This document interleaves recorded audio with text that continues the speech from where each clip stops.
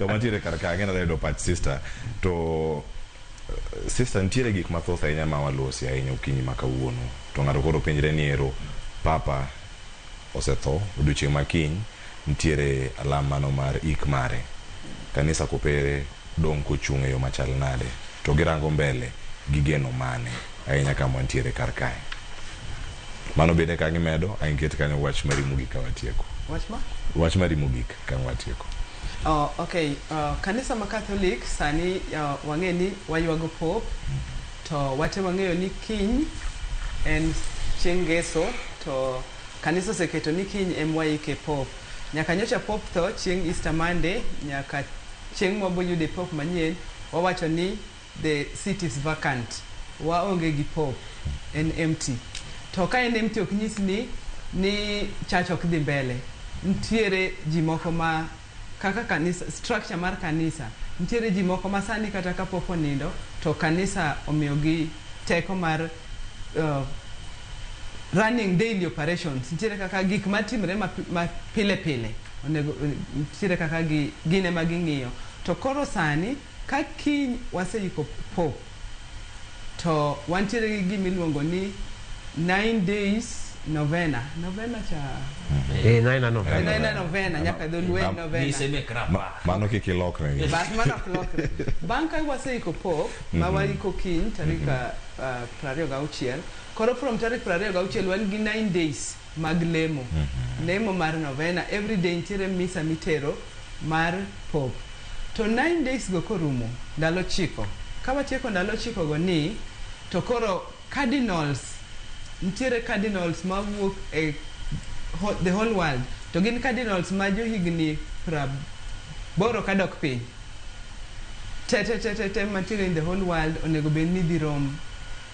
onego bed this period kaka during 9 days go ndalo chiko go onego bed ni gi travel kila ng'ato temo mondo travel ochop rom koro bang' ndalo chiko go ichako gimiluongo ni conclave of the bishops cardinals gi dhi e romo mondo koro oyier pope machielo koro gidhi bete bura to gilemo mondo mi giyier ni koro ei gi kanyo ng'ama koro dhi bet pope nikech e kanisa ok wawach ni ing'e ni ka wach ni in e school to untiere gi head teacher to un gi deputy unyalo wacho ni ka head teacher ni owuok kata head teacher otho kata head teacher obedo transferred otere school moro tinya wach ni koro deputy okaw school odhi mbele to e kanisa ma Catholic koro itimo yiero mana kaka wach ni sani e Kenya ka gimoro timo ker Ruto to itimo yiero donge lakini koro pope idhi tim yiero gi cardinals koro gidhi bete bura to gilemo to bas giyiero koro wan warito mana ni to ng'at ma giyiero no dhi bet ng'a gi kanyo mane gima warito sani mabro chakre bang' koseik pop koro wachna mogik ka koro watieko adwoko erokamano ni Nyasaye kuom miyo Pope Francis ngima kuom higni 12 ma onidgo kanisa to gimoro achiel madwa wacho ni Pope Francis kanoyiere noyiero nying mar Francis to kanoyiero nying mar Francis higni 12 gi ka ang'iye Pope Francis has lived the life of St. Francis manoyiero nokawo nying mar St. Francis mar Pope Francis bang' jatakatifu miluongo ni Francis of Assisi. Francis of Assisi ne jatakatifu ma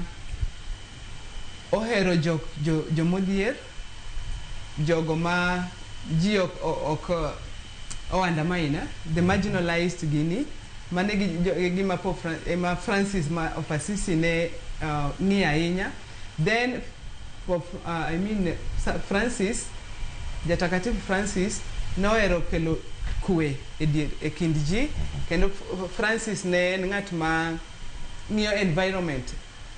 ma wasewacho cha alwora mar kuonde mwadake to ka Pope Francis nokawo nying ni emomiyo wacho ni mai wachna mogik ka Pope Francis nokawo nying ni kanoyiere 2013 up to now adwa wacho ni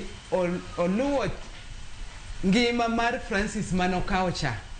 almost most of the things otimo.